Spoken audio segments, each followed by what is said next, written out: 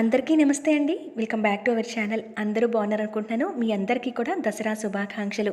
అమ్మవారి ఆశీస్సులు మీ అందరి మీద ఎల్లప్పుడూ ఉండాలని మనస్ఫూర్తిగా కోరుకుంటున్నాను. ఇక దేవి శరన్నవరాత్రుల్లో భాగంగా మనం 3వ రోజుకి చేరుకున్నాము. ఆశ్వీజ శుద్ధ తదియ రోజు 3వ రోజు అమ్మవారు ఏ అలంకారంలో దర్శనం ఇవ్వబోతున్నారు, ఆ రోజున మనం చేసుకోవాల్సిన ప్రత్యేకమైన పూజని ఏమిటి, ఎటువంటి నియమాలు పాటించాలి, ఇవన్నీ కూడా పూర్తి వివరాలతో ఈ వీడియోని షేర్ చేస్తున్నాను. దేవి శరన్నవరాత్రుల్లో ఆ దుర్గమ్మ వారిని రోజుకొక అలంకారంతో మనం పూజించుకుంటూ వస్తున్నాం. మరి ఆశ్వీజ శుద్ధ తదియ రోజు అంటే దేవి శరన్నవరాత్రుల్లో 3వ రోజు భాగంగా అమ్మవారు శ్రీ అన్నపూర్ణాదేవిగా అలంకరణలో దర్శనమిస్తారు. మనందరం కూడా అన్నపూర్ణాదేవిగా అమ్మవారిని పూజించాలి. అన్నాన్ని ప్రసాదించే మాతృమూర్తే శ్రీ అన్నపూర్ణాదేవి. ఆహారం లేనిదే జీవులకు మనుగడ లేదు. అన్నం పరబ్రహ్మ స్వరూపం. సర్వ జీవనాధారము ఈ అన్నమే. అటువంటి ఆకలి తీర్చడానికి అమ్మవారు అన్నపూర్ణాదేవిగా మనందరికీ కూడా దర్శనమిస్తూ మనందరికీ కూడా అన్న ప్రసాదాన్ని భిక్షగా వేస్తూ ఉంటుంది. అటువంటి అన్నపూర్ణాదేవి రూపంలో అమ్మవారిని ఆరాధించడానికి ఈ 2024 దేవీ శరన్నవరాత్రుల్లో 3వ రోజున మనం అన్నపూర్ణాదేవిగా అమ్మని పూజించుకోవాలి. అయితే పూజని ఆల్రెడీ చేసుకున్న వాళ్ళు అంటే పాడ్యమి రోజు నుంచి ఈ దసరా నవరాత్రులు చేసుకుంటున్న వారు అమ్మవారిని ప్రత్యేకంగా పీఠం పెట్టున్న నిత్య పూజ చేసుకుంటున్న చోటైనా చేసుకుంటే ఈ విధంగా ముందు రోజు పెట్టిన పూలు ఇవన్నీ తీసేయండి. అయితే ఈ నిర్మాల్యాన్ని ఏం చేయాలని అడిగారు కదండి.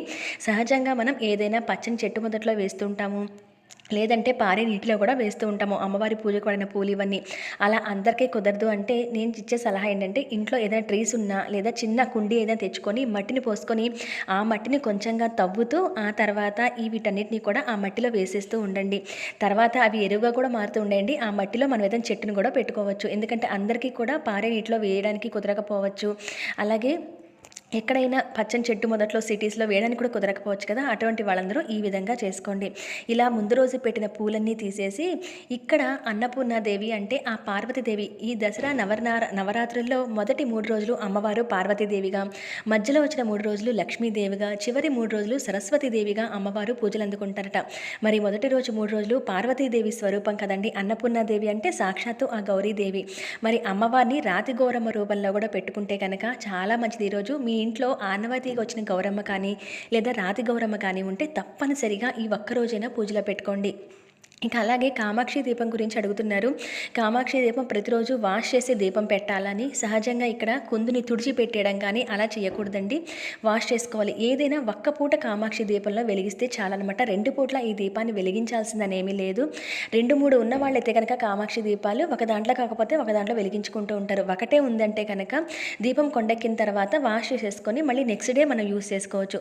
సాయంత్రం వెలిగించాలి అంటే ఏదో ఒక్క పూట వెలిగిస్తే సరిపోతుంది. లేదా ఏ రోజుకి ఆ రోజు వాష్ చేసేసుకోవచ్చు. ఏ పూటకు ఆ పూట వాష్ చేసుకోవచ్చు. కామాక్షి దీపం కొండెక్కిన తర్వాత ఒక మంగళ శుక్రవారాలు మాత్రమే వాష్ చేద్దని చెప్పానండి. అటువంటి వాళ్ళు మరుసటి రోజు పూజ చేసుకునే ముందు వాష్ చేసుకొని ఆ తర్వాత కామాక్షి దీపాన్ని వెలిగించండి. తుడిచి పెట్టేయడం అనేది నేనైతే అసలు చేయనండి. ఎందుకంటే మనం ఏదైనా భోజనం చేసాము అని అంటే కనుక ఆ ప్లేట్స్ని వాష్ చేసే కదా మళ్ళీ మనం వాడతాము, అంతేకాని తుడిచేసుకొని మళ్ళీ దాంట్లో తినం కదా. అదేవిధంగా అమ్మవారికి పెట్టే కుందులు కూడా శుభ్రంగా ఉండి అమ్మవారికి దీపారాధన చేయాలి. అమ్మవారు లక్ష్మీదేవి స్వరూపం. ఆ జ్యోతి రూపంలో అమ్మవారు ఎక్కువ ఉంటారట.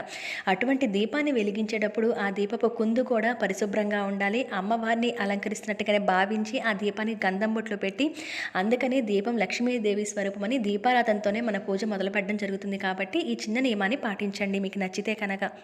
ఇక మామూలుగా ఇక్కడ దీపారాధన చేసి అమ్మవారికి ఇవాళ గంధపు నీళ్ళతో అభిషేకం చేయండి. చాలా చాలా మంచిదండి.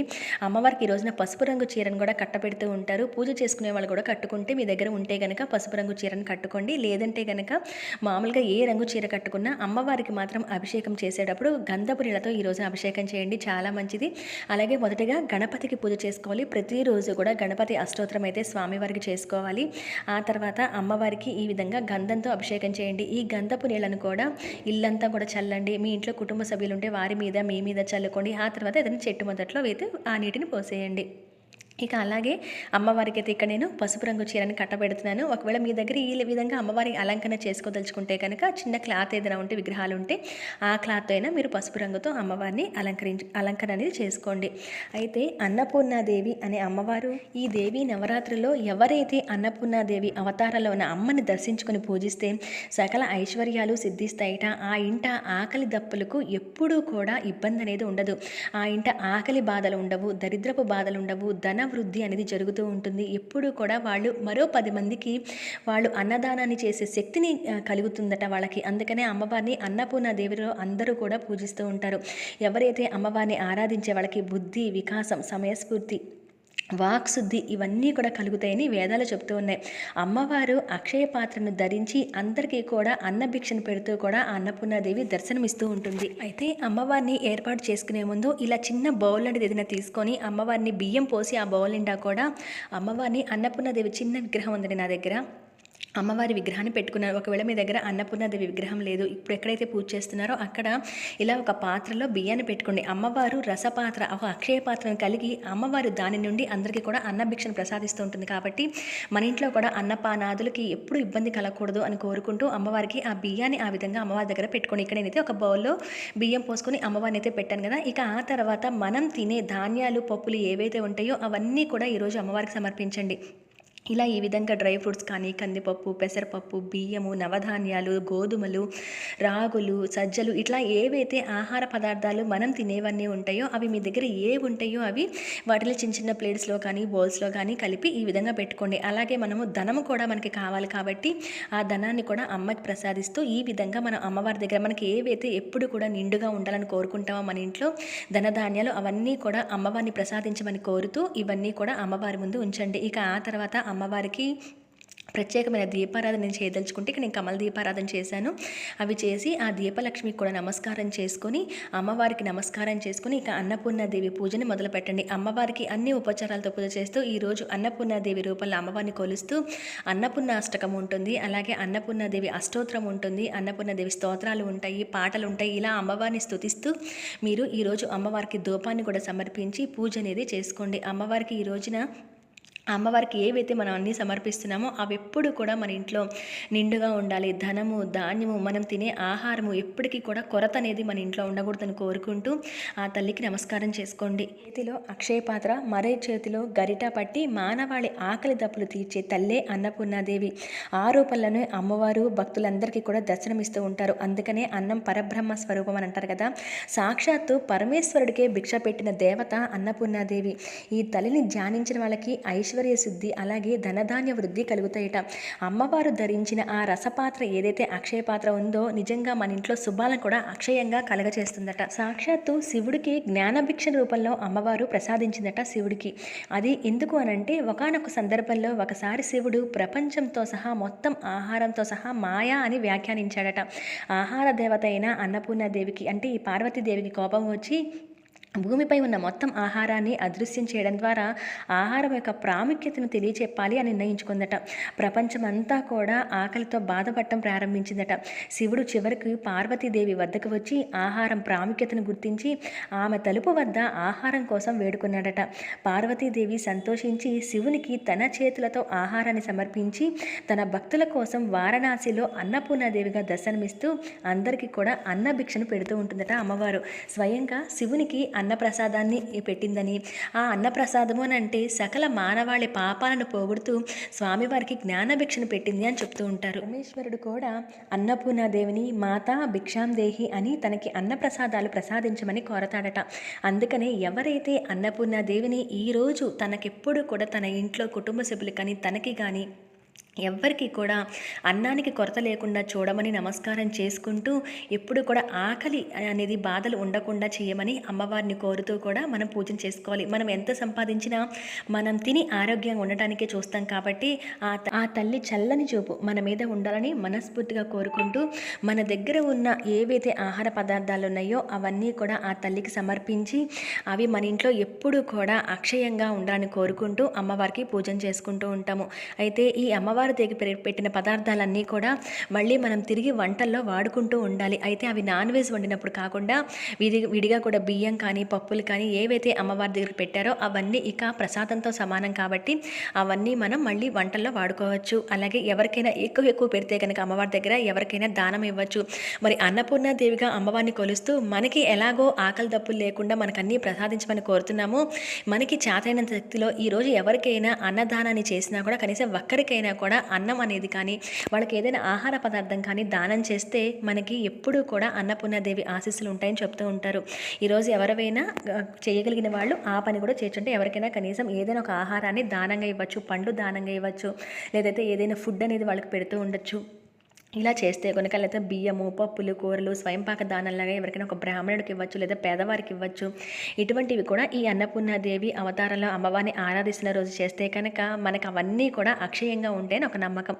కాబట్టి ఈ విధంగా పూజన చేసుకోవాలి. అయితే అమ్మవారిని కూర్చోబెట్టిన బియ్యం ఏవైతే ఉన్నాయో వాటిలతో పులిహోర కానీ, పొంగల్ కానీ ఇలా చేసి ప్రసాదంగా పంచిపెట్టి మీరు తింటే కనుక చాలా మంచిది, ఆరోగ్యం కూడా కలుగుతుందని చెప్తారు. అలాగే ప్రతిరోజు కూడా అమ్మవారికి మనం కుంకుమ పూజ అనేది కూడా చేసుకుంటూ ఉంటాం. కాబట్టి ఆ కుంకుమ పూజ కూడా ఈరోజు కూడా చేసుకోవాలి. అయితే అన్నపూర్ణాదేవి శ్లోకం కూడా అమ్మవారికి పూజ చేస్తున్నప్పుడు ఇక్కడ నేను స్క్రీన్ మీద వేసా చూడండి, అది చదువుకుంటూ ఉండాలి. ప్రతిరోజు కూడా సాధ్యమైనంత వరకు మనం భోజనం చేసే ముందు ఆ తల్లి పెట్టిన భిక్షను స్వీకరిస్తున్నట్టుగా భావించి అన్నాన్ని తినేటప్పుడు అంటే మొదటి ముద్ద నోట్లో పెట్టుకున్నప్పుడు ఈ అన్నపూర్ణాదేవి శ్లోకం చదివి ఆ తర్వాత మనం తినటం ప్రారంభించాలట. అలా చేస్తే కనుక ఆ ఇంట్లో ఎప్పటికీ కూడా ఆహార కొరత అనేది ఉండదట. అందుకని అమ్మవారికి నేను స్క్రీన్ మీద వేసా కదండి, ఆ మంత్రము మన పిల్లలకి కూడా చెప్పచ్చు. అలాగే మనం కూడా ప్రతిరోజు నిత్యం చదువుకునే మనం తినే ముందు అది ఒక మంత్రంలాగా అలవాటు చేసుకొని అది చదివి ఆ తర్వాత తినటం ప్రారంభిస్తే కనుక చాలా చాలా మంచిదని చెప్తారు. అమ్మవారు అక్షయంగా అందరికీ అన్న ప్రసాదాన్ని ఎలా అయితే భిక్షగా వేస్తుందో మన మీద కూడా ఆ చలంచిపు ఉండాలని కోరుకుంటూ అమ్మవారికి ఈ విధంగా పూజను చేసుకోవాలి. అయితే ఈరోజు 2 పూట్ల కూడా అమ్మవారికి ఎలాగో పూజ చేసుకుంటాం కదండి. ఉదయం కానీ సాయంత్రం కానీ అన్నపూర్ణాష్టకం, లలితా సహస్రనామం ఇవి చదువుతూ కుంకుమ పూజ చేసుకోవడం అస్సలు మర్చిపోవద్దు. నేను ప్రత్యేకంగా కుంకుమ పూజని ఎలా చేసుకోవాలో ఒక వీడియో అయితే షేర్ చేస్తున్నానండి, ఒక్కసారి చెక్ చేయండి. మీ అందరికీ అది తప్పకుండా ఉపయోగపడుతుంది. ఇంకా స్టిల్ కుంకుమ పూజ గురించి డౌట్స్ అడుగుతున్నారు కాబట్టి ఆ వీడియో చూడండి. మీకు ఎటువంటి సందేహం లేకుండా మీరు అమ్మవారికి కుంకుమ పూజ చేసుకోవచ్చు. అలాగే అమ్మవారి పాదాలు ఉంటే కనుక ఈ విధంగా పాదాల దగ్గర కూడా అక్షింతలు వేస్తూ అమ్మవారి నామస్మరణతో ఈ విధంగా పూజ అనేది చేసుకోండి. అయితే దీపాలు ఇన్నే పెట్టాలని అయితే ఏం లేదండి, దీపాలు కూడా ఎన్ని పెట్టాలని అడిగారు, అలా ఏమీ లేదు. మనం ఎన్ని వెలిగించగలిగితే నిండుగా అమ్మవారికి అన్ని దీపాలతో పూజ అనేది చేసుకోవచ్చు. ఇంతకు నేను చెప్పినట్టుగా కామాక్షి దీపం ఉంటే కనుక ప్రతిరోజు కూడా ఆ కామాక్షి అమ్మవారిలానే భావించి, అంటే ఆ అమ్మవారు దీప స్వరూపంలో ఉంటుంది అని భావించి వెలిగించుకునే కామాక్షి దీపం కాబట్టి మీరు ఆ కామాక్షి దీపాన్ని కూడా వెలిగించుకోవచ్చు. ఈ విధంగా అన్నపూర్ణాదేవికి పూజని చేసుకోవాలండి. మీకు ఎటువంటి సందేహాలున్నా కింద కామెంట్ సెక్షన్లో తెలియచేయండి. అలాగే రాతి గౌరమ్మని పెట్టుకుంటే కనుక ఆ గౌరమ్మని ఇక ఈ 9 రోజులు ఈ రోజు పెట్టిన వాళ్ళైతే కనుక 9 రోజులు అలానే ఉంచేసుకోవచ్చు. లేదా మరుసటి రోజు అమ్మవారికి ఆ రాతి గౌరమ్మ వరకు తీసేసి నిత్య పూజ మందిరంలో పెట్టేసుకొని మిగతా పూజ రోజులు మనం మిగతా నవరాత్రులు కంటిన్యూ చేసుకోవచ్చు అనమాట. ఇలా అలంకరణ చేయగలిగితే ఇలా చేయండి. ఈరోజు పెట్టవలసిన నైవేద్యం కూడా దద్దోజనం, పులిహోర అంటే బియ్యానికి సంబంధించి కట్ పొంగలి ఇలాంటివి చేస్తూ ఉంటారు. మనకి చక్కెర పొంగల్ కానీ ఇలా అమ్మవారికి అన్నానికి సంబంధించిన పదార్థాలు వండి పెడుతూ ఉంటారు. బియ్యంతో సంబంధించిన పదార్థాలు ఎక్కువగా ప్రసాదంగా చేసి పెడుతుంటారు. దద్దోజనం చేసి పెట్టచ్చు. ఇలా ఏవైనా అమ్మవారికి నివేదన చేయవచ్చు. ప్రతిరోజు కూడా నైవేద్యం పెట్టిన తర్వాత ఏదైనా ఒక తాంబూలం అనేది అమ్మవారి దగ్గర 2 పళ్ళతో తాంబూలం అనేది పెడుతూ ఉండండి. పెట్టి హారతి అనేది ఇచ్చుకోండి. మళ్ళీ ఉదయం పూజ చేసుకున్నాక సాయంత్రం పూజ చేసేటప్పుడు ఇదే విధంగా దీపం ధూపం చూపించి మామూలుగా క్లుప్తంగా అష్టోత్తరం చదువుకున్నా సరిపోతుంది. కొంతమంది రాత్రులు పూజ చేస్తున్న వాళ్ళైతే కనుక రాత్రులు ఈ పూజా విధానాన్ని మొత్తాన్ని పాటించండి.